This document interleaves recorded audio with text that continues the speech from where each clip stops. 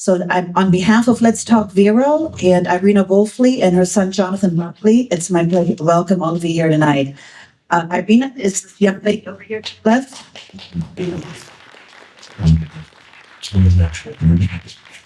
We will switch it out. I told you which. Get the hook out. Okay. All right. Technology, as we all know, has a mind of its own. So Irina is the creator and founder of Let's Talk Vero, as well as Vero Minute, and so is her son Jonathan Buckley. So we thank them for being the brainchild of all of this. So thank you.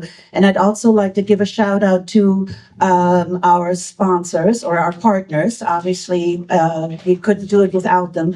So I don't know if they're here tonight, but I would like to let you know that Joey and Kimmy's Seafood Market, which is owned by Kimmy Coveney and Joey Fedgek, they have been wonderful partners, and we are very appreciative. So is Christine Hughes, who is one of the top producers at Dale Sorensen Real Estate. Morgan Reynolds, who is a marketing wizard, and her business is called Beyond the Trend.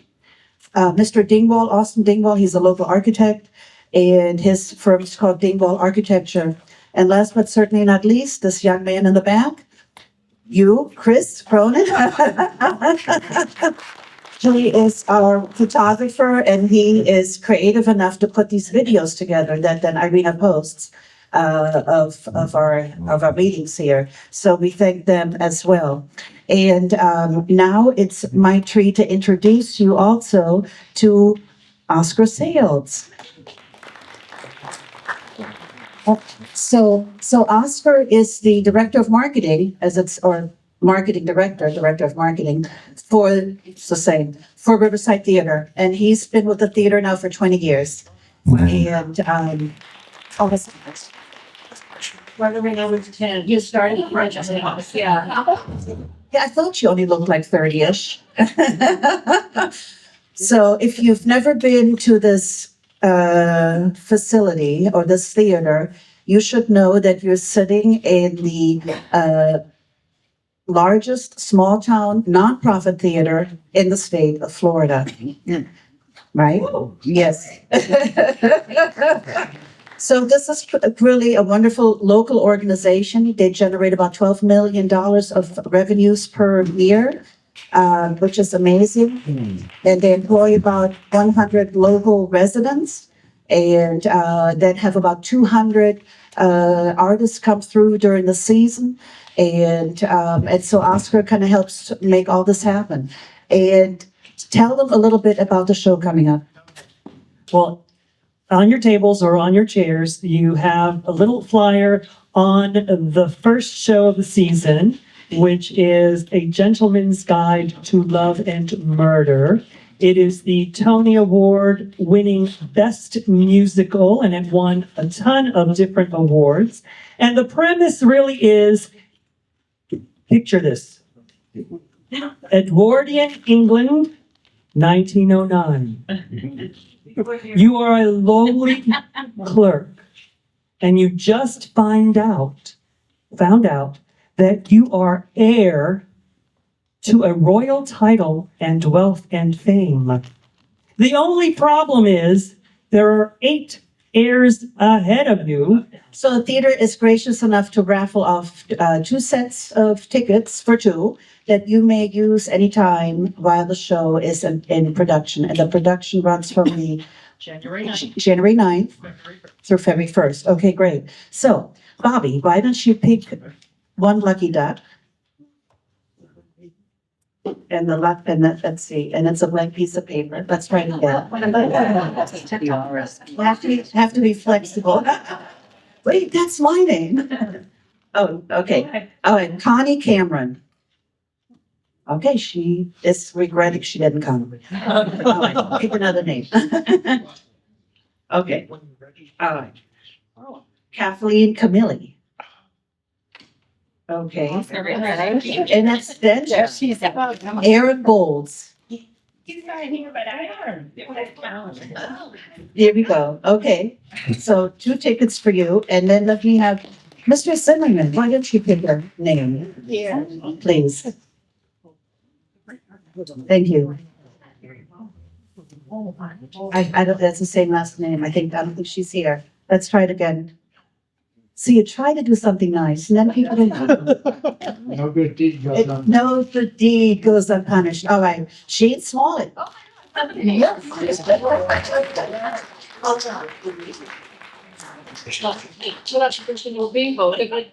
Yes.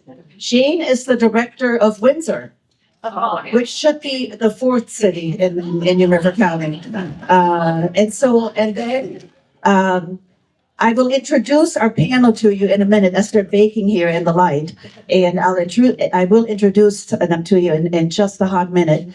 But we're obviously honoring Fellsmere and Sebastian this afternoon, and obviously they deserve a shout out, right? And some light in the sun, or to be brought up more, I think. And so we're delighted to have representatives from Sebastian and Fellsmere today.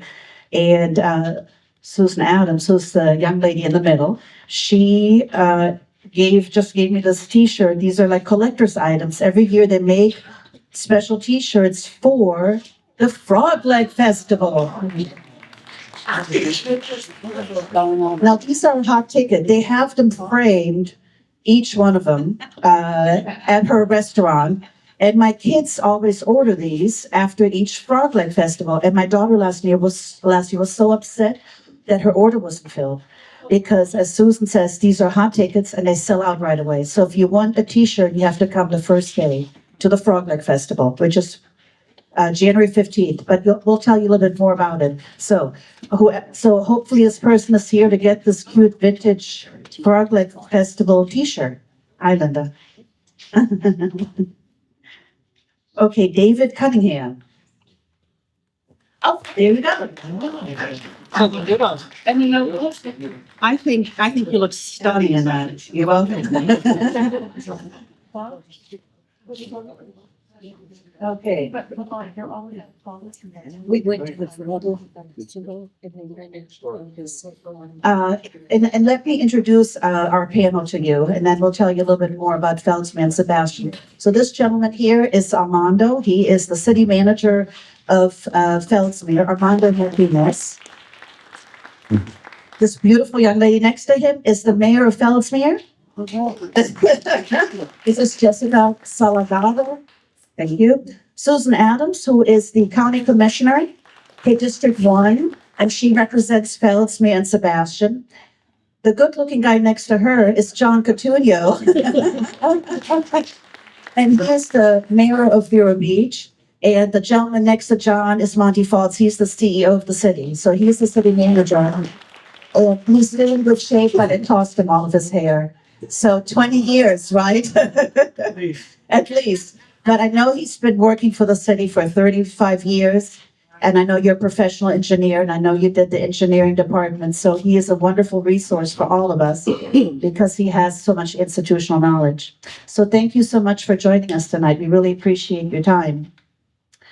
Now, out of curiosity, how many of you have been in the city of Fellsmere in the last 12 months? Raise your hand. Wow, that is awesome. Okay, I didn't expect the wave. How many of you have been in Sebastian City in the last 12 months? Okay, how about Vero Beach downtown? Okay, that is amazing. You know what? I did not expect for a wave for Fellsmere. Did you? No. Okay. That's fabulous. So we are going to tell you obviously a little bit about Fellsmere and Sebastian Day. And then we have, of course, Monty's institutional knowledge of the entire area.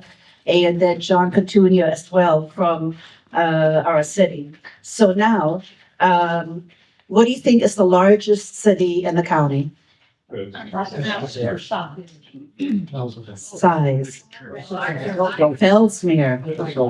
Fellsmere, largest city by land is Fellsmere. So what do you think is the largest city by population? Sebastian. You guys can do this. I just hand the microphone around. And then Vero Beach, of course, we decided to call it our historic center of gravity because it has the theater, it has the museum, it has McKee, and it has the beaches. So that's kind of how we're thinking about Fellsmere, Sebastian, and Vero Beach this afternoon. So ranch land and row crops, that's how we're going to think of Fellsmere. Riverfront and oysters is Sebastian, and then beaches and cultural institutions is Vero Beach. So 3 cities. Another fun fact about Fellsmere is it's 61 square miles, but the downtown is only 1 square mile. So we learned that when we visited with Susan earlier. So now, kind of the way we wanted to frame our 3 cities is so the snapshot for Vero Beach, historic and cultural center, world-class beaches.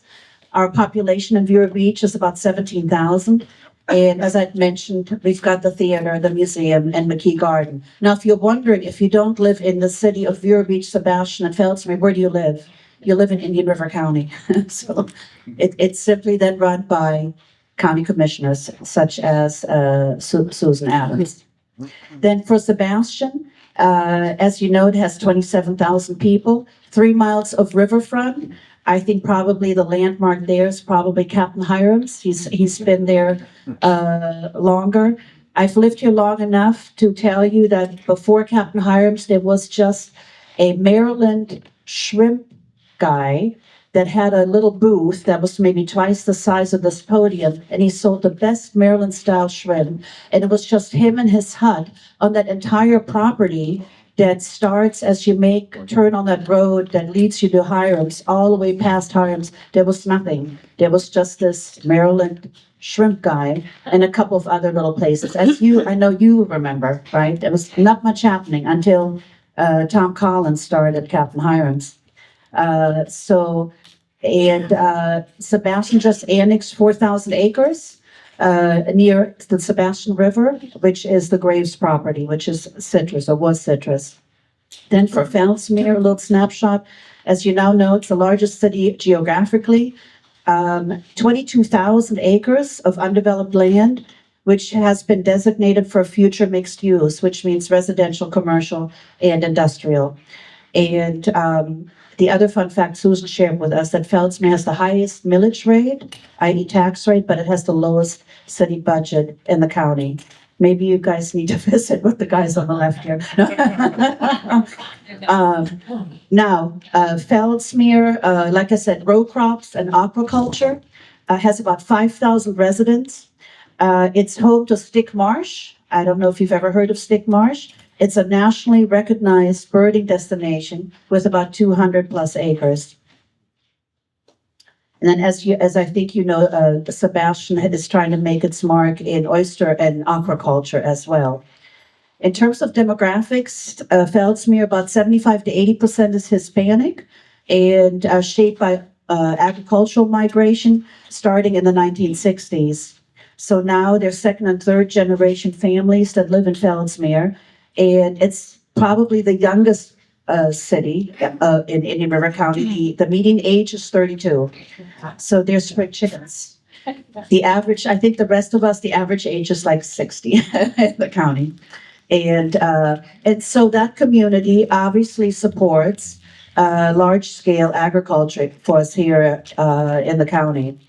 And the other kind of exciting thing about Fellsmere, which we'll hear about from our guests from Fellsmere, is that they're striving to expand their tax base. They're trying to figure out how to strategically use all that land that they have. And what has been approved is a $30 million surf park and water park that is going to be built in the property where it's Mesa Park, right? And so that is hopefully will bring jobs and tourism to Fellsmere.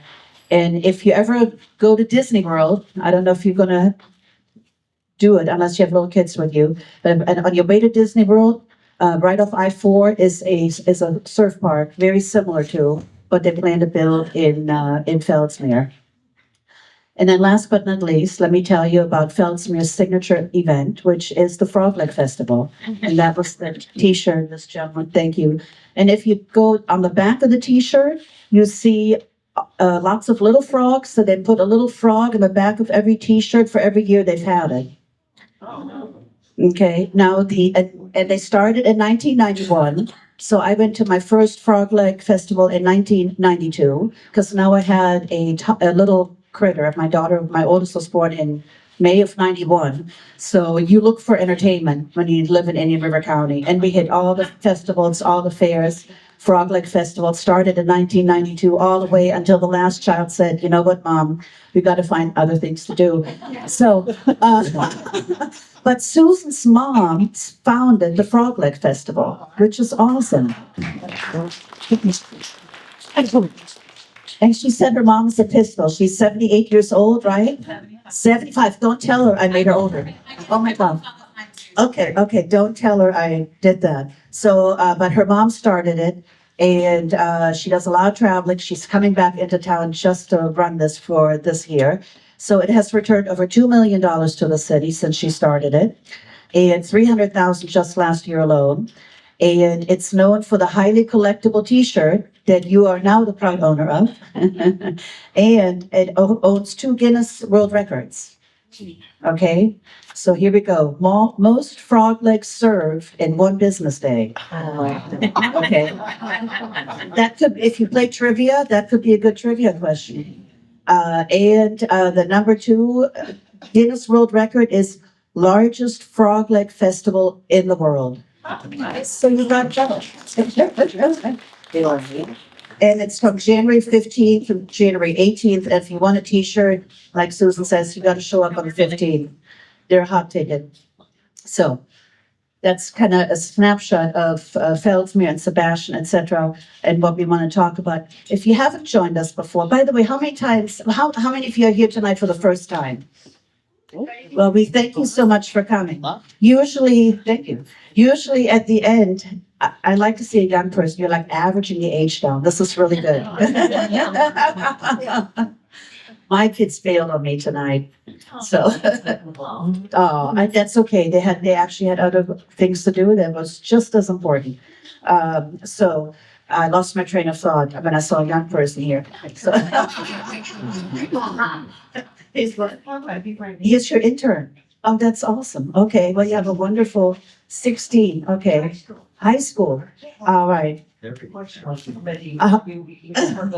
time. Thank you. My question was, how many of you here for the first time? Usually what we do is we have like a panel conversation, and then we have a Q&A at the end, maybe the last 20 or 30 minutes. But tonight we thought it might be, we want to try, after you each make some comments, then I'll walk around with the microphone and see if you then have some questions, as each speaker concludes, and we'll try to make it maybe a little bit more collaborative. And it's hard to remember a question for 45 minutes. So I'm going to start with Susan. And the shiny green is a frog on her ear. She's wearing her frog.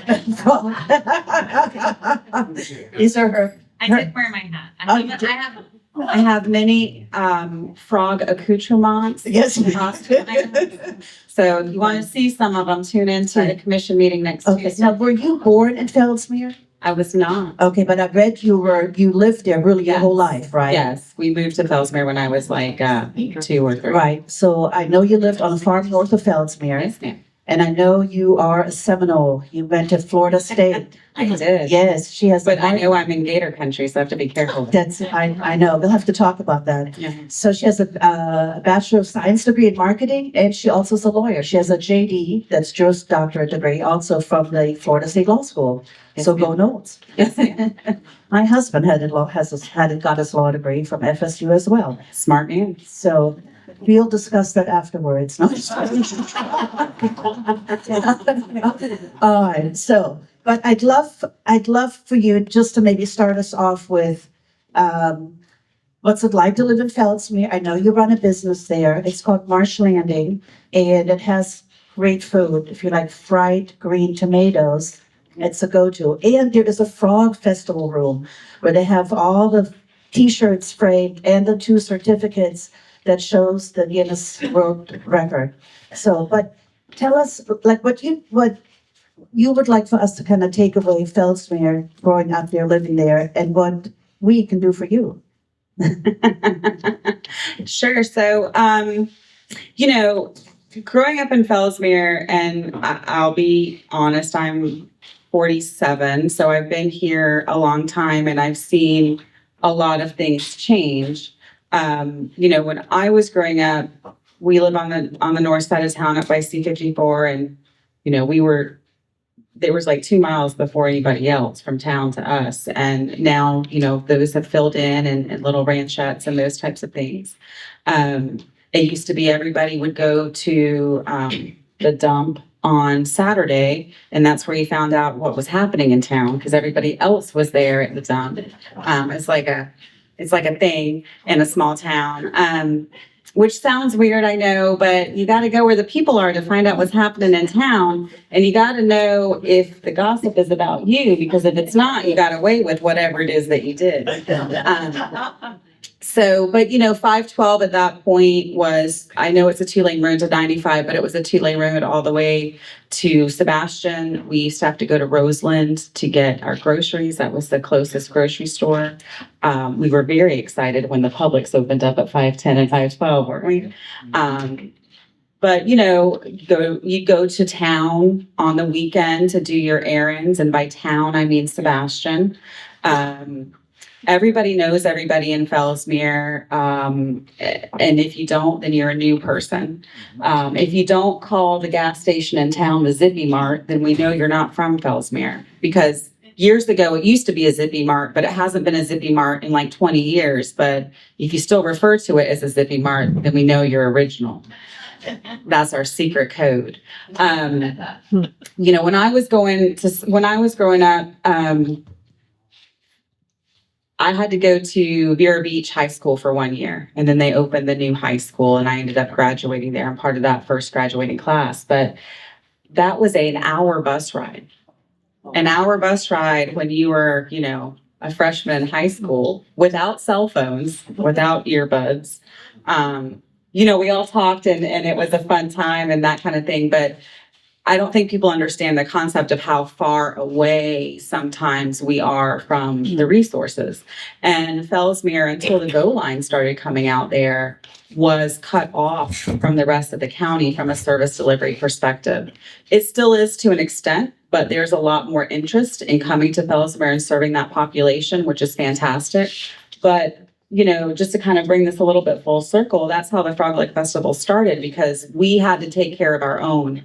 Because we're the only city west of I-95, a very young city, and that kind of thing. So it started as a way to fund youth recreation in the city of Fellsmere, because there was not a dedicated funding source for that. It started kind of as just a local fish fry, and it has obviously grown immensely since then. But Fellsmere is unique in so very many ways, and I'm always surprised when people come to Marsh Landing and they've lived here for 2, 3, 4, 5 years, and they say, "This is the first time I've ever been to Fellsmere." And I'm like, how can that be? How can this be the first time? I mean, I just get out and drive around and see what's going on, but it's great to see people discovering Fellsmere. It's great to see the interest in Fellsmere for a lot of positive reasons. I mean, if you look at some of the history, good, bad, or ugly, it hasn't always been that way. So it's very refreshing to see that. It's very refreshing to see Fellsmere kind of coming back into its own. And we could talk about the history at some point, but Fellsmere started as kind of like that pinnacle, what Vero Beach is now to Indian River County. Originally, that's what Fellsmere was until floods came. And everybody left and nobody came back. So, Do you want to tell everybody here about the flood? Because it was like 1915, somewhere around there? somewhere in there, and it rained. It rained for 24 hours, and it dropped, I think, 26 inches of rain in 24 hours. And if anybody knows the history of Fellsmere or just the topography, Fellsmere is a basin. So everything kind of drains to the middle. And where downtown Fellsmere is originally it was a marsh. It was under like 6 inches of water. So the ditching system was very important. And that was the first thing Nelson Fell did when he founded Fellsmere, is they started putting in all these canals and draining the land so they could turn it into farmland. It had very rich soil. In fact, they used to send the soil up north because it was so nutrient dense. You could buy your own, Florida soil and have your own farm up there. But that's how it started. And this is just a story I've heard. I think Craig Nelson's in the back. I think Rodney told me this story that originally when Nelson Fell came and they started ditching and draining, the Indians that were in the area told them that they were actually draining more land than they thought they were because of the topography. And so they should have had two outtake canals instead of the one main canal that we have. So when the floods came, it flooded everything. It was too much for that system to kind of take care of. And there was a town west where Fellsmere Farms is now called Broadmoor that was completely wiped out. So it's not there anymore. Fellsmere remained, but like I said, a lot of people left in boats and different things and they just didn't come back. But originally, Fellsmere had the first ice plant in Indian River County. They had the first electric plant, and some of the old timers would talk about 9 o'clock at night, the lights would flicker twice, and that was your cue to either get home or figure out what you were doing that you needed electricity for, because the lights were going to go off in 15 minutes because the gentleman that ran the plant was going home, and it wouldn't come back on till the morning. So you better figure it out. Thankfully not anymore, it's a little bit more stable. Not a lot, actually. I can tell you, growing up in the north side of town, anytime the wind blows, the electricity would go up. But nonetheless, we had the first tennis court, the first library that's actually still still a working library and part of the Indian River County Library System, the Marion Fell Library. We had the first municipal brass band. And we were the first place that women were allowed to vote south of the Mason-Dixon line prior to the constitutional amendment. And I'm very proud of it. A beautiful city hall. We do have a beautiful city hall, and that was the original school, the old Fellsmere School. And it was closed in 1982, and all the kids took their books and they walked down the street to the new Fellsmere Elementary, which is still operating today. And thankfully, the city's using that as City Hall, and it's a great way to preserve that and for people to see it. And when they were doing the renovations of City Hall, they took down some of those blackboards. They actually found, you guys still have it? It was one of the kids' old math tests, and it had all the notes on it and the teachers' notes, and I think he got a C on it. I think it was a C, so maybe that's why it was behind the blackboard. But nonetheless. Before I introduce you to Jessica, who's the mayor of Fellsmere, do any of you have a quick question for Susan? Oh. A lot of questions. In the first decade of the 20th century, Fellsmere Farms and Indian River Farms, that was started by Herman Zine, were the two largest privately run drainage operations in the state of Florida. And in the first decade of the 20th century, that's when it flooded, and Nelson Phelps went down then. And it was actually Herman Zine who they had a meeting, and Herman told Nelson, "You didn't do your canals right." Right. Herman did here, but Nelson didn't. In hindsight is 2020, but that's why we all have airboats in Fellsmere. It's our insurance plan. Yeah, question right here. Yes, sir. Thank you for the very we would want you to talk in the microphone, otherwise the video doesn't pick it up. Thank you. Phil Schroeder, and I thank you for the very interesting history of Sebastian. Can you do a 90-degree turn and tell me what your vision and the obstacles for getting here to 2050?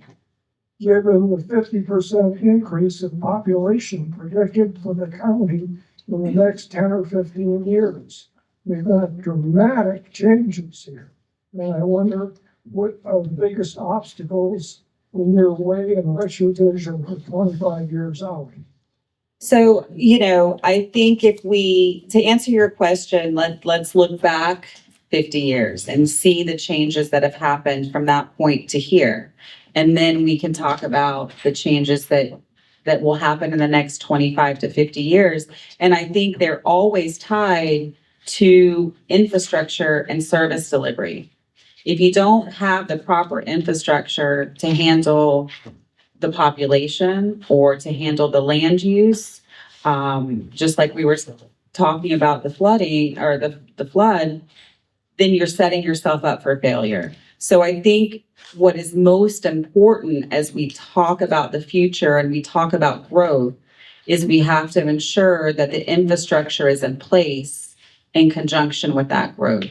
So it's not impacting what we have going on now, but it's also providing those opportunities for moving forward. In Fellsmere's case, and even in Sebastian's case, they are looking to expand their tax base so they can provide those resources to their community. And particularly in Fellsmere's case, it's been a very agriculturally based town. It's been a very agriculturally based area. And I think before we even kind of get into this, it's important to understand that a lot of people that consider themselves from Fellsmere actually live in the county that surrounds Fellsmere. I live in the county, but I consider myself a Fellsmere resident.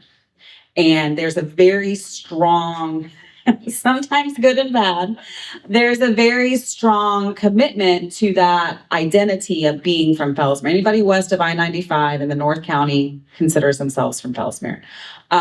So it is very important for the county and the city of Fellsmere to work together closely to provide that infrastructure that's necessary to make sure that as growth happens, we are doing it in a responsible manner.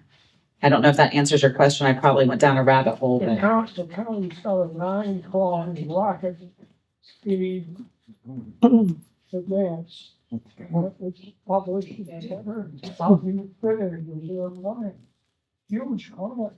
I'm sorry, can you, my fault, I took the microphone away. Can you say that again in the I microphone? just wanted to say, the county as well is a huge area, 9 kilometers, and to deal with this big population increase, but it doesn't include medical or transportation or environment.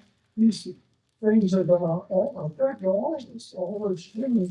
And it's only gonna affect towns like those.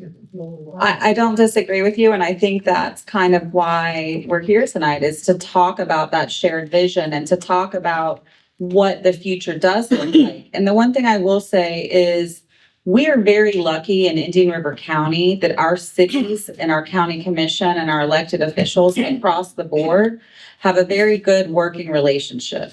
Now, we're all very tied to our own identities. We want to be independent, but we also recognize that we're in a shared environment, and what Vero does impacts Fellsmere. What Fellsmere does impacts Indian River County, and what Sebastian does impacts Vero. So we have to talk to each other in order to make sure that we're creating the community that the residents and we want to see in the future. You can't do it in a vacuum. This gentleman in back has a question, so by the time I get there, in the meantime, why don't either Monty or John, maybe you can kind of follow up on this question regarding, because you're asking about growth, kind of bottom line, right? How it's all gonna fit together, the future, yeah, I like that. So, future, fast forward to 2050. Well, I'll jump in. The city of Vero Beach is kind of geographically constrained with only 12 square miles. So we're pretty much built out with the population in Vero. But Indian River County's done a great job with their comprehensive plan and establishment of their urban service boundary. And that's the line and predominantly 66th Avenue to the west, where they provide those services so the growth occurs in there to cut down on the sprawl development where you have development outside the developed area where it's not economic to serve those with utilities and other public services. So I think we've done a good job of that, but most of us in here, except maybe Jeff Luther and a few, came here from somewhere else. So we're all part of the problem too. It's a great place to live. We all want to keep it that way. But more people are going to come and we're going to do the best we can. We have low density, which I think is one of the reasons we're all here. You go across that bridge and you look to the ocean and you're only impacted by one building, two buildings that are in our our vision, and we took care of that. And I think we're set up great to move forward. It's going to get more crowded. There's going to be more people. Councilman, my question is to you. As you know, I work for the school district and we have a big interest in Fellsmere. So my question, and I want you to tell the folks about FACT, Fellsmere Action Committee team or someone, and also talk about how these folks in here can get involved. And I also like for you to talk about how Congressman Harry Douglas did a study with Fellsmere so that we can start moving the ball forward, if you don't mind. Okay, for those of you that don't know, we have it. It's a group of people that came in together. It's called Fellsmere Action Community Team, which it integrates with both businesses, faith-based groups, just nonprofit organizations, and just wanting to come together because, as you know, Fellsmere doesn't have places for people to come so that they can get those for our community to get those resources. So one of our community residents actually created this group so that way we're able to figure out what is that we could do, or how is it that we can bring those resources to the community. And then I know recently, in partnering up with, the Indian River County, we're trying to get grant money so that we're able to get a resource library. That way we can bring all those resources to Fellsmere because we know people want to go there to help our community, but the thing is that we just don't have the space. Does that answer your question? I just want these folks here to know what's going on and they need to come to Fellsmere and get involved with the project. And then also too, if you want to go, they meet the third Friday of every month at the city hall. In case you want to know more about it, and everybody's welcome to go. Thanks, Jessica. And Jessica, you've lived in Fellsmere for 22 years? I lived in Fellsmere for 24 years now. Okay, this is close. And you're now the mayor, and I know you've been really active in the community for the last 10 years. So what do you really love about Fellsmere? What I really love about Fellsmere is that we're culturally diverse, and that and I was just coming back from because I was on vacation and just thinking about it reminds me so much of not where I grew up because I was born here, but of Mexico. How just the kids are always playing around, and, in the parks. It's not that you don't get to see that in Vero or Sebastian, but everybody knows everybody, as you were saying, and it's kind of it's just lovely to see how people are always interacting. Thank you so much. Does anybody have, before we move on to the city manager of Fellsmere, anyone else want to ask? Oh, quick, never mind, I got my answer. Here you go. I was gonna ask Susan, but anybody can answer this. Is it true that Joel Tyson named the Fellsmere Mall? So, actually, everybody in town refers to the Dollar General as the Fellsmere Mall. And it's almost replaced the dump as the hot commodity or gossip in town. So, we wait till 7 o'clock in the morning when it opens, and and everybody knows the cashiers by name. I think Frankie was out; he was sick for a week, and we were all very upset. It was a whole Facebook posting about it, wishing him well. So yes, the Fellsmere Mall is the Dollar General, and that's what you have in a small town. I mean, Okay. if that's the way it is. Go ahead, please, sir. I have a question. Family, friends, of my grandparents, the Reeds, Cordelia and Joseph Werner Reed, developed Jupiter Island right after World War II. So this is a history question. Was there a real surge after World War II with Henry Flagler's railroad and whatever road development and the advent of the interstate, road system being built out? I'm just curious about the history. And the surge may have occurred after World War II or in the 50s. When did it really start increasing as far as the Indian River County population? For the city of Fellsmere, In the Indian River County. Oh, in the in county Indian River population. County. Okay. Maybe, I would definitely say that there was a surge. Because you Yeah. had the Naval Air Station here. The Naval Air Station came here as a training station for World War II, and after that, the federal government granted that to the city of Vero Beach, and that's how the Vero Beach Airport started. But back in those times around there, I-95 ended at Vero Beach. So if you were going south, you had to get off and come into Vero Beach and go down US 1 to maybe Fort Pierce Or no, I think it was or Stewart. and pick back up and go. Okay, that's why I asked. I was And, curious. and that's how the Twin Pairs came into play. Because the Twin Pairs project was designed to help move that traffic from 95 to US 1. It had already been designed. 95 got extended, and DOT thought it was a great idea to go ahead and build it anyway. So their 5-year work plan, and the state can't turn on a dime, so, you know. So we got the Twin Pairs built when we really didn't need that much roadway capacity, but that's the history behind it. Armando, I'd like to introduce you to this crowd. This nice gentleman is the city manager of Fellsmere. So thank you so much for joining us this afternoon. Now, since you, I'm sure obviously growth is obviously always on everyone's mind, right? So how do you think things are going to look maybe in 5 to 10 years from now? In other words, kind of what are you collaborating on now with the mayor and your community? What ideally would you like to see maybe in 5 to 10 years from now, whether it's school related or resources? Give us an idea of kind of what's on your wish list and already what's in the planning stages.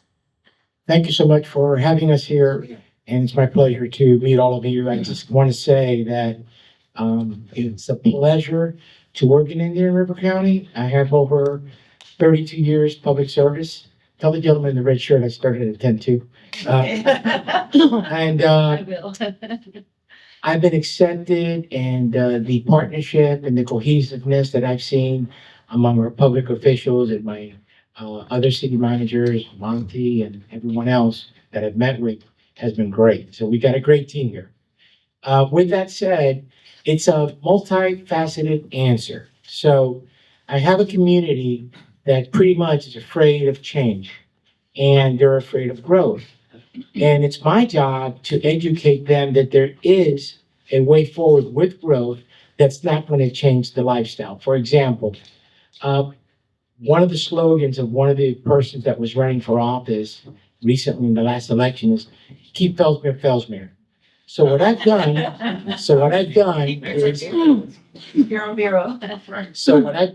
is I've educated the residents, because of the fact that I'm bilingual and I speak both fluent English and Spanish.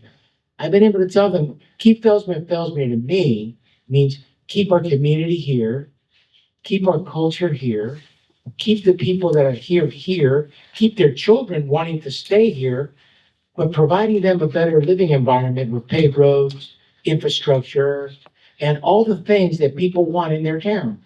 While at the same time, making it a place that the community wants to stay there because we've got great parks. So there's a lot of things that we're doing. Now, when I sat with the Farm Workers Association and I told them, hey, so you guys want to keep Fellsmere? Well, do you want paved roads? Oh, yeah. Yeah, okay. Do you want infrastructure? Do you want water and sewer? Oh, yeah, absolutely, I want that. Okay, you want schools and you want more police and all that stuff? Yes, I do. Well, do you want me to raise your taxes to do it? Oh, no. Don't raise the taxes? Okay. Well, guess how I'm going to do it then? It's going to be through growth. So what we need to do is we need to, first of all, make sure that we do smart growth. And what is like an example of smart growth? Instead of having these cookie cutter homes that are one on top of the other, and where you can pretty much touch the wall of your neighbor's house from your driveway.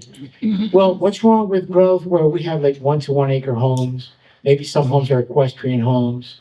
And by the way, these homes are valued at a high ad valorem rate. There's a high tax rate for those. So that's income that's coming into the city, while at the same time, we're making a beautiful environment with trees, that are the landscaping and all those things. So when you paint the right picture to the community, guess what? Every one of those farm workers says, no, we like that vision. We like that. We don't want to stay with the dirt roads and no sidewalks and no infrastructure. So it's a matter of embedding myself in the community and getting them to understand and buy into the vision. And I think we've been successful. The second thing is, hiring a professional staff. Now, lucky for me, as not the experience I had in my first endeavor as a city manager, but lucky for me, when I came into this job, the staff is great. I've got a really good, competent staff, but I had to get them the tools so they can do their jobs. So part of what I've been doing is using my time here to spend our money efficiently so we can give tools. For example, for Public Works, we must have spent like $800,000 in equipment. But what for? Flooding, okay? Stormwater. We've been getting grants. We've got like about almost like $8 million in grants so far. There's a $2.7 million grant that's coming in. Just talked to Monty because I read in the city manager's report that he got 3 point something. The first question I asked him was, what source did you go to? So, because we're going there. And also, it's a matter of getting with our landowners and let them know that the city is not anti-growth. The city is pro-growth. I've gotten my commission on board, the mayor's standing right next to me. But we don't want a cookie cutter home where there's one on top of the other, but we do want homes and we do want growth, okay? So, with all that said, my job is to make sure that we plan for tomorrow. To answer the gentleman's question there, we want to plan for tomorrow. We're not going to do what we're doing today, thinking about tomorrow or next week. We're thinking 5 years, 10 years, 20 years down the road. So we are moving into sewer. We're moving into infrastructure. We are looking to revitalize our water plant. All these things are happening. We're looking into possibly garbage down the road, garbage collection in our city, and things like that. Now, these are things that I know when we start proposing garbage collection in our city. I already told the mayor, the first couple of meetings, we're gonna have pitchforks and torches, okay? But, sometimes making the hard decisions is about making the right decision, what's good for the city. So it's a multifaceted, we do have a professional team. I'm honored to be in Fellsmere. I came here back in 2006. I've been living in Central Florida in the general area here in Brevard County. Since then, retired from the city of Miami, had a lot of nice careers. Retired major in charge of the Real Miami Vice, did that for a long time. Left that, became a chief of police up in North Florida, became Andy Griffith. Love that.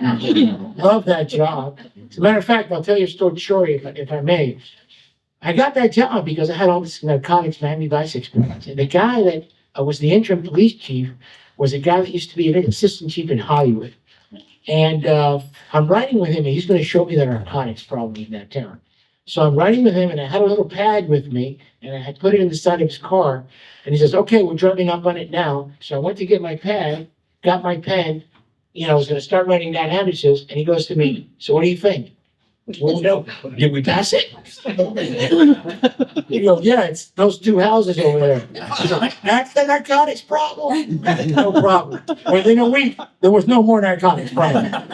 So anyway, it was just a matter of getting the police officers to do their job and the police department to become more professional and stuff like that. So I really enjoyed that job.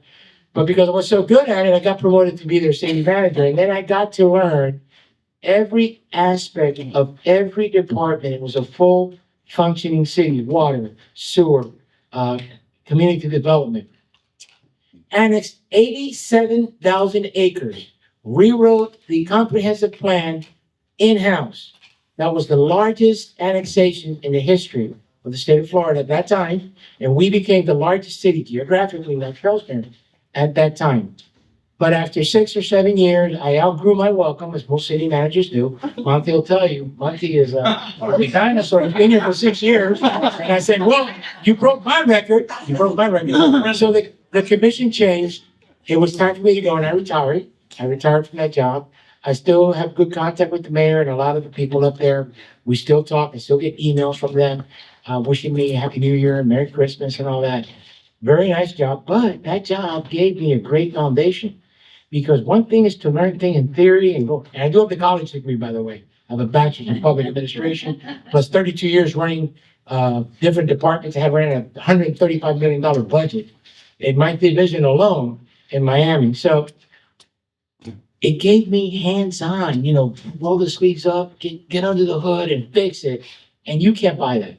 You can't buy that kind of experience. So even though probably my career is mostly founded in law enforcement, at the same time, it's founded in people management.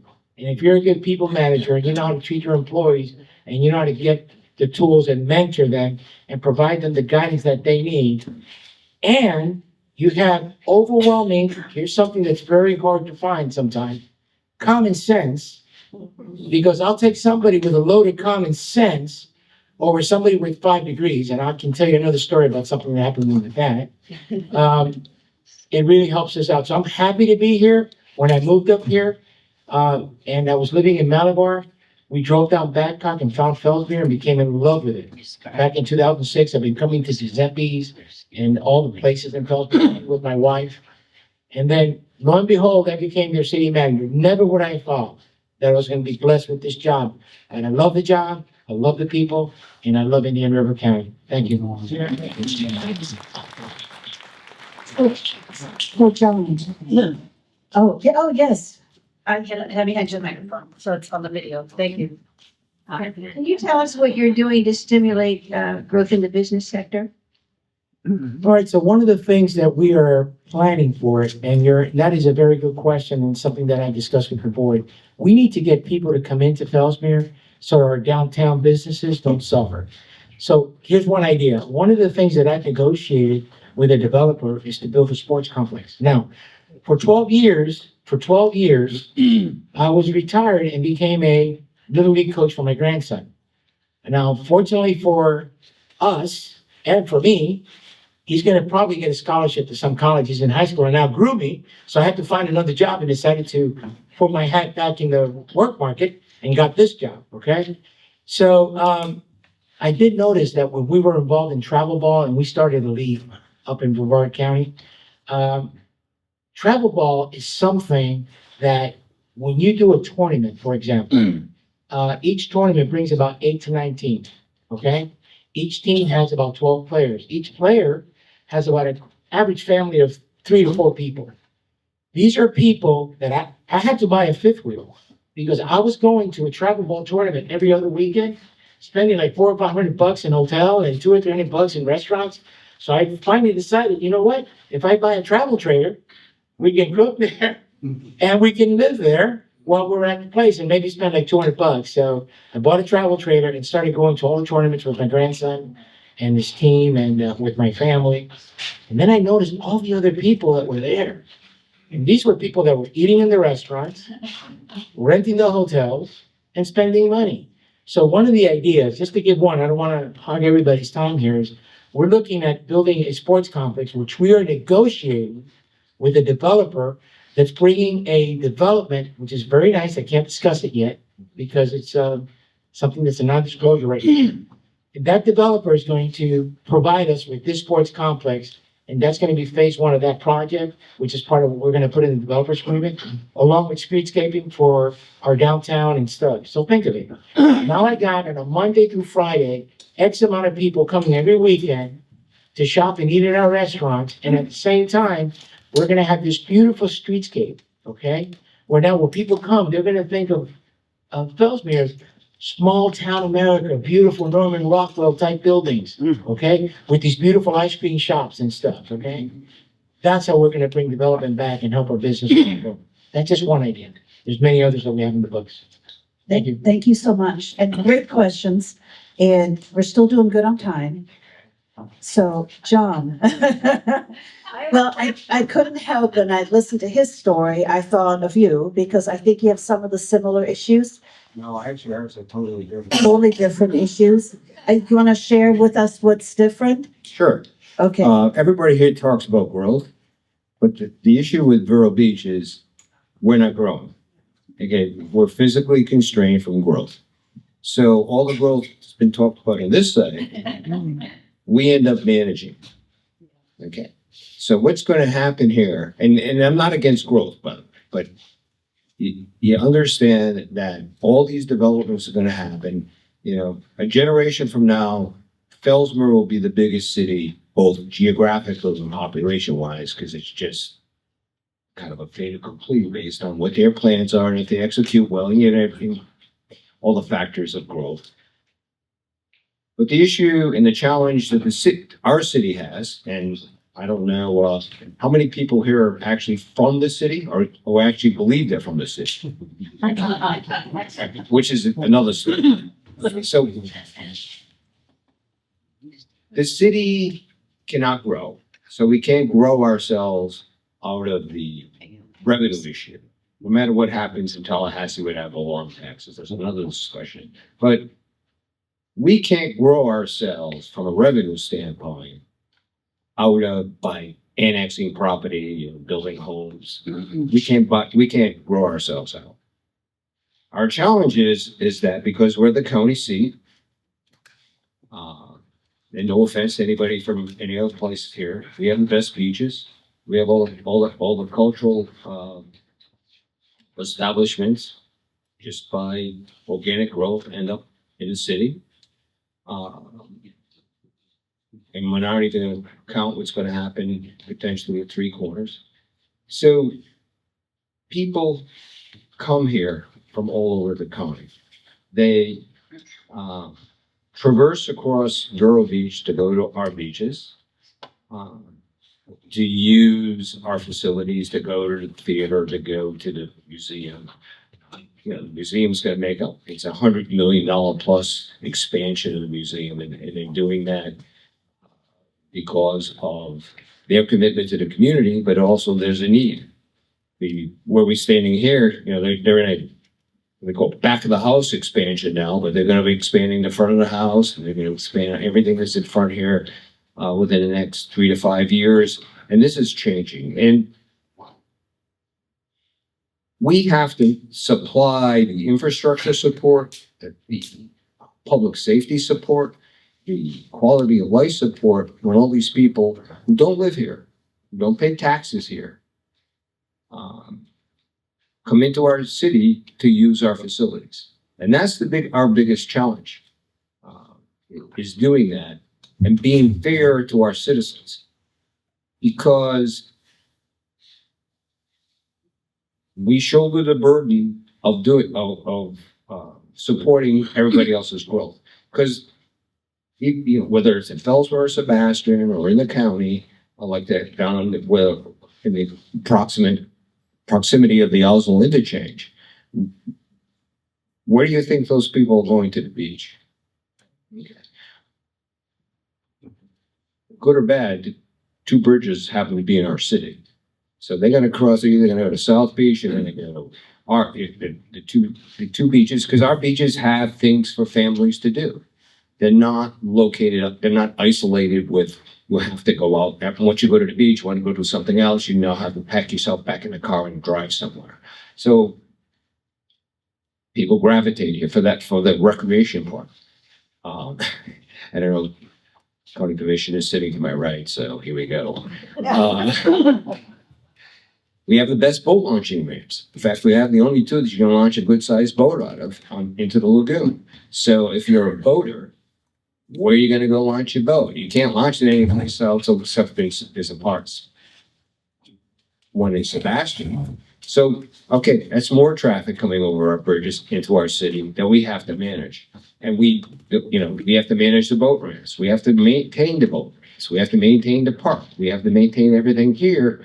And the challenge for our city council, and there's some city council members sitting out here, is managing everybody else's growth on behalf of our citizens and making them understand what we're trying to do from an infrastructure standpoint, quality of life standpoint, and public safety standpoint.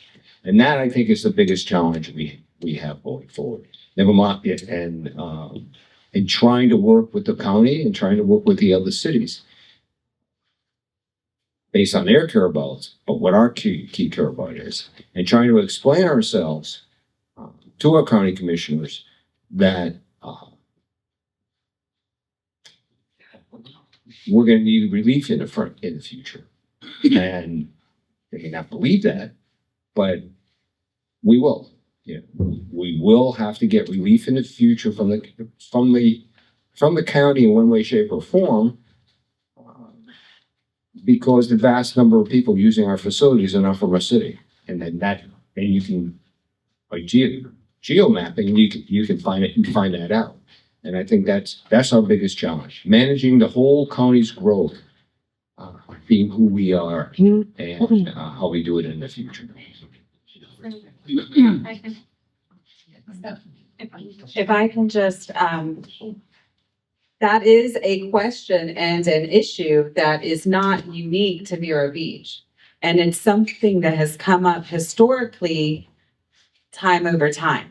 So let me go back and put on, when I was the mayor of Fellsmere, and I have to say, I've had the luxury of working with Jessica for 15 years, something like that, for a very long time. And the city of Fellsmere is very lucky to have her as mayor.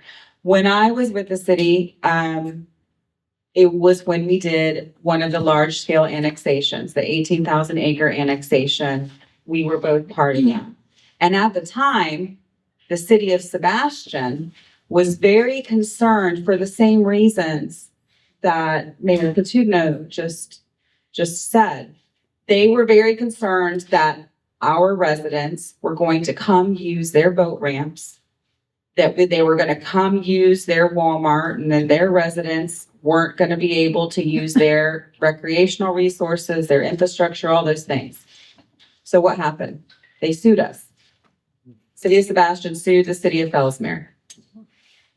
And part of that lawsuit specifically said, your people are going to use our boat ramps, are going to use our parks, and it's going to impact our residents because we're the ones that pay taxes to support that, not the residents of Fellsmere.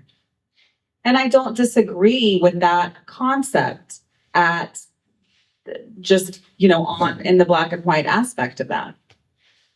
But one of the things that we worked through with the city of Sebastian was that we would have conversations about what that growth looked like. We would try to keep those lines open. I think that was when we started the Mayor's Council. We used to have a group of the mayors would get together on a monthly basis to have meetings about what was going on in the county and in each of their cities. I don't think that still happens anymore.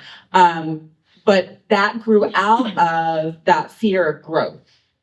And one of the things that kind of came out of that was, yes, our people and our residents are coming over to use your resources, but they're also spending a lot of money there and paying a lot of sales tax. And that sales tax and that gas tax, because they're not coming to Fellsmere to go shopping. I mean, the Fellsmere Mall is magical, but back then it didn't even exist, and nobody was coming out to Cash Grocery to buy their groceries. So that is a way that those residents do give back. I know it is not the same as, ad valorem taxes, but it's the same when you're trying to attract tourism, as the city of Vero Beach is very successful because they have all the hotels, right? That's where people are going to come and stay. Fellsmere doesn't have a hotel at this point. We've been working on it for years, but we still don't have one. So there's no place to stay. It's not a destination in that way. Nobody wakes up or nobody just drives by Marsh Landing and says, I'm going to stop here for lunch, like they might the Green Marlin or Waldo's or whatever. They have to wake up in the morning and say, I'm going to take a drive out to Fellsmere to come have lunch. So it's a different aspect. But what I always do try to say is what some of these other cities provide is an additional reason for those people to stay longer. So you can go to the beach, and that's fantastic. You do have beautiful beaches. I mean, I love the beaches. I grew up here, and that's all the beaches we'd always go to. But and Fellsmere's beaches are much different. I mean, jumping off the C-54 bridge probably doesn't constitute. But that is the rite of passage in town. Nonetheless, but we have the birding, and we have the airboat rides, and we have the ecotourism that maybe keeps people here 1 or 2 days longer. The city of Sebastian has the boat tours and the fishing that people can go out through the inlet through the city of Sebastian. They like to be known as quiet, sleepy fishing village. And that's what they're very proud of. So I think for each city within the county, there's a different flavor and there's a different role that they play in the totality of Indian River County and what brings people here. Now, I don't disagree with Mayor Patugno that I would love to put a fence up around Indian River County. He might want to put one up around Vero Beach.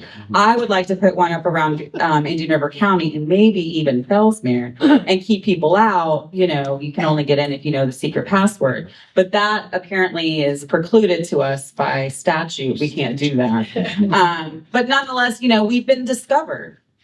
Good, bad, or ugly, we've been discovered and people are coming here, and the issues that he's talking about, especially for a city that is built out and their only real option for growth is redevelopment and different things, and people hate change, as we've just said. It's very difficult to do that. So what do you do? Well, and I think it's obviously money too. I'm not an elected official, so I can use the T word, tax, which nobody wants a tax increase, but so the county has about 170,000 residents. We have about 72,000 households. The annualized growth rate projected is about 2.5% per year, which is not huge, but it's not de minimis either. But so it's a reasonable growth rate for a county in the state of Florida. Now, we have 67 counties in Florida, and we rank number 60 in terms of how small our tax collection is, our revenues. And so because, you know, at the end of the day, it's all about revenues and the distribution of money and resources. And I know there are people here in the community that have really prided themselves that we really are a terrific place to live. And we are ranked 60 out of 67 counties. So I'm as someone that lives here and as a consumer of all these resources, sometimes I wonder whether or not what we are collecting is kind of enough to keep the doors open, and because everybody has needs and issues, and I know that's an uncomfortable topic to talk about. You know, revenues is just a fancy way to say tax, and as soon as you say that word, people just go, oh. But it's easy to say because I'm not an elected official. And it's not in my future. So, but Monty, I'll come to you in a minute. And forgive me, I didn't introduce all of our county representatives, county and city representatives. John Carroll is here with his wife Tracy. They are on the Vero Beach City Council, and Tracy was on it for several years, and now her husband is. And I see Mr. Voss. He's also serves on the Vero Beach City Council. And I know I saw Laura Moss, and she is the county commissioner for District 5, which is kind of the district we're sitting in right now. And then I'm going to give you this hot potato about revenues. You want Linda? No. Make sure she's here. I keep looking at her. Linda is here. Linda's also on the city council and owns Kilted Mermaid, one of my kids' favorite hangouts. Let me frame some growth numbers for you. 170,000, as Bearville said, we have now. We're projected to have 220,000 in 2050. So 50,000 more people in 25 years, 2,000 people a year if you do the average. They're not coming to Vero Beach. Okay, so Vero Beach population is going to stay stagnant or static, and the other populations are going to grow. Sales tax, gas tax, based on a population formula. So we will get a decreasing amount of those revenues each year because of our no growth, low growth atmosphere. So we've got to find a way to deal with that. We're talking to the county right now about the gas tax formula. Hopefully we can get some relief. And I think there's a way to do that, but they've reached out to us and we are having those conversations as we speak. So just wanted to bring that up. Linda Moore. So in addition to being on Vero Beach City Council, I also sit on the Tourist Development Committee. And one of the things that I think gives an example of what Mayor Coutinho has brought up let's talk about lifeguards for a minute. So the tourist development dollars, they come from all the hotels. The bed tax is what we call it. They come from all of the hotels in the county. And a large percentage of that is Vero Beach, not all of it, of course not. But a lot of it comes from us. And recently, those dollars are very strictly defined of what you can use them for. You can't just say, oh, we're just gonna use bed tax money to pay for this thing. You can't necessarily do that. It's very managed. How much is it now? Like $6 million, something like that?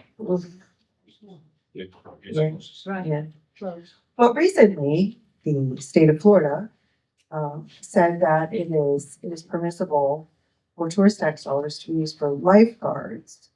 We have all the guarded beaches in Vero Beach. Are there guarded beaches in your county? Yeah. There are two, okay. So, it seems logical for us. It just seems logical that why wouldn't, now that the state has said, yeah, go ahead and use that bed tax money, of which, there's a surplus. We're above what we thought we were gonna have this year. We were above what we thought we were gonna have last year. There's quite a bit in reserves right now because no one asked for it, so we didn't spend it. It also goes to beach renourishment, which is very important, very important. But this is one of the things that when you say the cities and the counties talk together, this is one of the things that maybe makes the city feel like, come on, you're allowed to use the money for the lifeguards. 60 or 70% of people on the beach are from the county and not the city. This seems like really low-hanging fruit that the county could do that really wouldn't impact very much for y'all, but it would be very impactful for us. And I personally, maybe I have a toe. Because, we've been going back and forth about this, you and I and the county and the city since we've been here.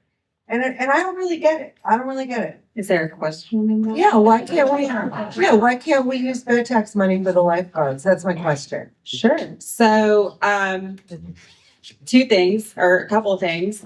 As you mentioned, the bed tax money is used for beach renourishment. There's certain scents that are put on any hotel or Airbnb that is less than 6 months of a stay. So part of that is dedicated to beach renourishment. Part of that is also dedicated to the Dodger Town and that kind of stuff. And then a very small part of that is dedicated to marketing, for lack of a better word. And our ordinance is very specific in how those dollars can be distributed. The state has different thresholds depending on how much money your TDC brings in. If it's over $10 million, like Brevard and some of the other places, you can spend it differently. Indian River County has not chosen to this point to spend things differently than what we have done historically. Have not chosen. However, what I will say is somebody from North County, somebody that represents and is from Fellsmere and who has sat on TDC. And I will say the only reason I sat on TDC was not because I represented Fellsmere, another city in this county. It was solely because I owned a restaurant. So the city of Fellsmere, and so I was a business related to tourism, but not a hotelier. There's very specific people that can sit on that board. The only reason that Sebastian and Vero sit on that is because they have hotels within their city limits. Fellsmere doesn't have a hotel within their city limits, and now they don't have a restaurateur or anybody related to tourism sitting on that. So they're not represented at all. And from I really didn't come here to get into this conversation, but since we're here, I'll be happy to say that when we hear these things in North County, when we hear these arguments, and I understand what you're saying, I understand the feeling that Vero Beach is where everybody goes, and there's a huge impact to the community from tourism, and you have all the hotels. But do you not want them? Do you not want the tourists to come to Vero Beach? We would love the tourists to come to Fellsmere. I would love to have the problems that you have in Fellsmere, so our businesses would have that kind of business. Again, nobody's coming to Fellsmere on a whim. They make a point to come out there for some reason. Whereas Vero Beach takes advantage of the fact that people have to move through your community to get anywhere. So you get a lot of that from that. But when we hear this in Fellsmere and in Sebastian, that your people, other people from the county are using and abusing our resources, I think it's counter to the conversation that we're trying to have about being collaborative, looking at the larger picture and trying to provide something to the community as a whole. Now, the counter to that is when you try to provide something to the community as a whole, you're not providing something to the individual, right? So you're the masses or you're the individual, and which one takes precedent? So I don't not understand your perspective. I do understand the city of Vero Beach's perspective. It has been their perspective for many, many, many years. But what I think that also the flip side of that is there's a perspective from some of the other cities that aren't represented that also want to use some of that tourism tax to bring people to the community as a whole, because they will flock out to Fellsmere for different things. Just because we don't have a hotel doesn't mean we don't want tourism. And just because we don't have a hotel doesn't mean we don't have impacts. You know, when you had said just a minute ago, representation, I forgot to mention that we did reach out to the city of Sebastian, but they had an unscheduled, a special call that came up today, and hence all of their elected officials had to be on this call this afternoon. If you're wondering why we don't have anybody here from Sebastian tonight, Monty, why don't you expand a little bit on this? Because I've heard you talk about this before. I don't know if you know what this bed tax is, how much it raises, and who gets to spend it. And that's what kind of the conversation is. Let me have Monty maybe just explain it a little bit. Yeah, And let me just give a little bit. You know, we as the whole community, we generate about $6 million a year in bed tax. There are two taxing districts. One is the city of Vero Beach, and the other one is everybody else. About 50%, give or take a few percentage of the bed tax is collected in each district. And those dollars are used for very important things, as Susan brought up with beach renourishment. We're just finishing up a project in City of Vero Beach right now. And without those dollars to match state and federal dollars, it wouldn't happen. And then we also have the two chambers, the In-River Chamber and the Sebastian Chamber, that benefit from that to help us market tourism.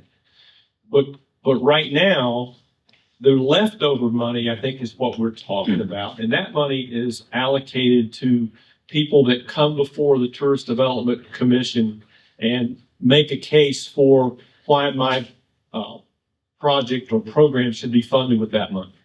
And the commission makes those choices, allocates the money, and I believe this year allocations and intake, there was about $650,000 in excess. The cities, Fellsmere, Sebastian, and Vero Beach, can't make application for those funds. And that's just a policy of the counties when they set up the tourist development boards. We'd like to be able to throw our hat in the ring, and I'm sure Sebastian Fellsmere would too, to have a chance to ask for those dollars and have a competitive shot at it.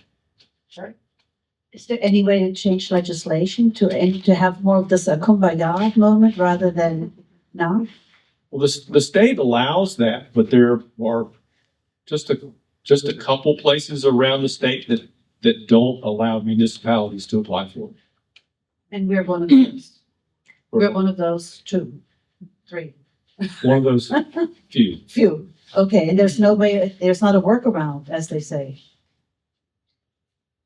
There could be. Okay. All right, who has some questions? Here we go. I'm coming. I didn't bring my rollerblades. It is related to exactly what we're talking about. You say that some people are, or groups are allowed to petition for these excess funds, but it can't be your municipalities. Are they individual businesses? Or could you create some tourist-related groups under the auspices of Vero City or the town that would be allowed to do that, even though the municipality would not? The groups are all tourist-related, not-for-profits that are available to apply currently under the current standard. Can you create some not-for-profit organization that deals with things like lifeguards or enjoyment of the, or protection of, safety, things like that? Just a suggestion. So if I can just jump in here for a second and try to wrap this up, because I don't think this is exactly the point of tonight. And maybe what we should do is have a whole panel discussion on bed tax, because I think you guys came here to hear a little bit more about Moore County, but the TDC tax has paid for a lot of stuff for the city of Vero Beach. They paid for a marketing study for the airport, which has resulted in some of the expansion, good or bad. I've heard both across the board, and other things throughout the year. So it's not as if the community as a whole or the city of Vero Beach has not benefited. They just have not benefited directly for some of the things that they feel that tax should go to. But that's a conversation that is ongoing and has been ongoing for years, to both Councilmember Moore and the mayor's comments. It will probably continue going on until we figure out where everybody wants to be on it. And it is a policy decision. There are state statutes that govern it, but there's also local ordinances. So I would envision that this conversation will keep going on, but for tonight's purposes, we're probably not going to solve it. And we're probably going to go down a giant rabbit hole. And I want to leave here on a high note. So if we maybe not, and it's not that I don't want to, and it's not that I don't agree with where your perspectives are, but I think there's other issues that we might want to talk about tonight. You're 100% correct. But when you have a public forum, it's hard to figure out which way to go. And obviously tonight, the whole objective is to learn some wonderful things about Fellsmere and Sebastian. And I know we've got issues, of course, every community does. But I think it's great. We can all do this, as nice people, and be friendly and get together. And I think this is really great that you're here tonight. And I'm so appreciative of your time. And maybe next time we'll do taxes and wear our helmets and shoulder pads and go at it. But the bottom line is you took your time tonight and we're so gracious for that.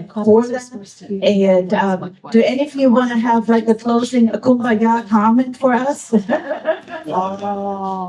wonderful lady. They have one. I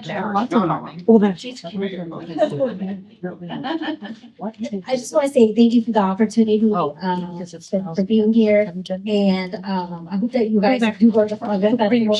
And just, be aware. I mean, we're growing as I think everybody has said here. And, who's to say we don't know what's going to happen in the next 5 years, but we're hoping great things happen. Combat Festival, January 15th. Just to let you know, within 2 months that I was here, I received a check for a large sum of money from them that went directly to our city park. So thank you.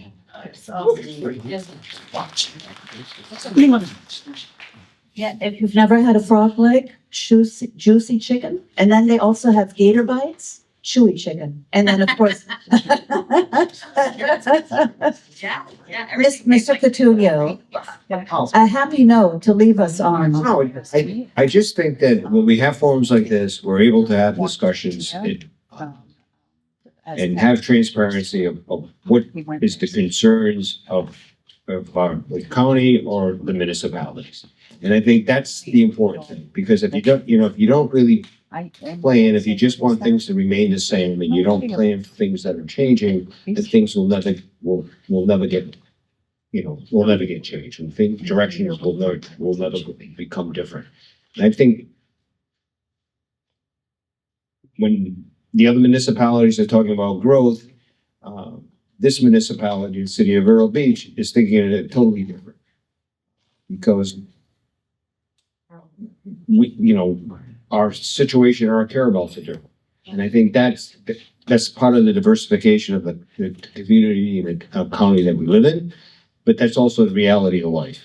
And we plan different, and our care abouts are different than what the county as a whole, Fellsmere and Sebastian. And I think that has to be taken into, for instance, as you manage the county, and as you manage the cities, and you manage what's happening with growth. And like Susan said, that could be another, let's talk Vero. It could be multiple. Multiple. You could spend days on this, obviously. So, And I would Yes. say though that, I mean, this is my first year as a mayor, and it's actually been a few months since Armando started, but it's just, I mean, we would like to have, meetings with you guys just to see what your concerns are, so we moving forward, and we're all in agreement, so that we were all happy, because Indian County is, that's where the residents are. We're not just thinking about Fellsmere, but we're also thinking about, Indian County as a whole. So let me share my one Fellsmere story. I'm a little scared. No, this is good. My brother-in-law is actually a Tyson, and he's not Joel's son, but Marvin and Beverly Tyson's son. And when I first went up to a cookout at your house, he said, "Come in, I got to show you something in the family room."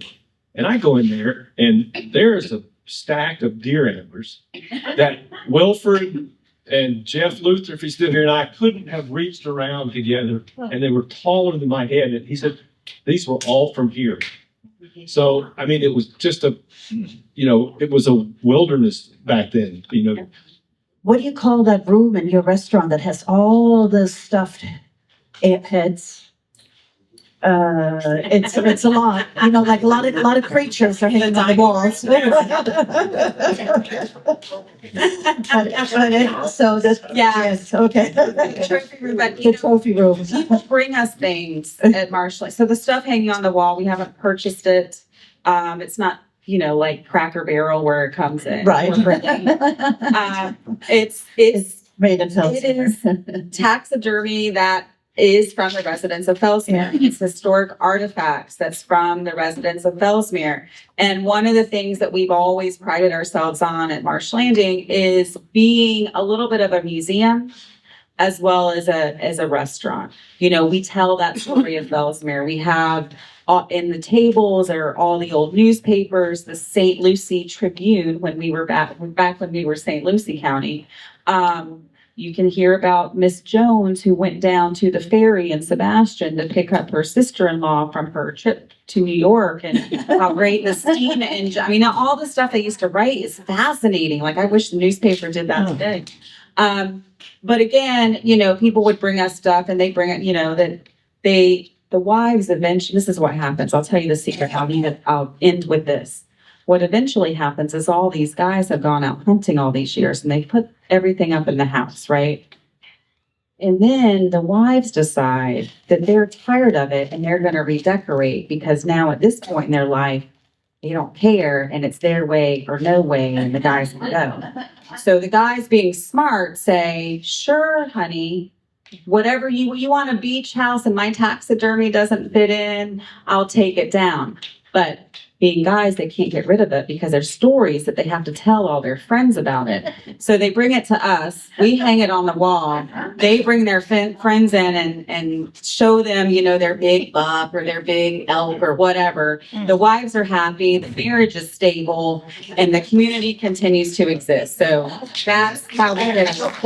All right, so for marriage counseling, go to So marriage counseling at March. And bring your taxidermy. Happy wife, happy life. That's it. Happy wife. Listen, thank you so much for joining us tonight. And please go see the show here at the theater. Thank you so much. We appreciate your time.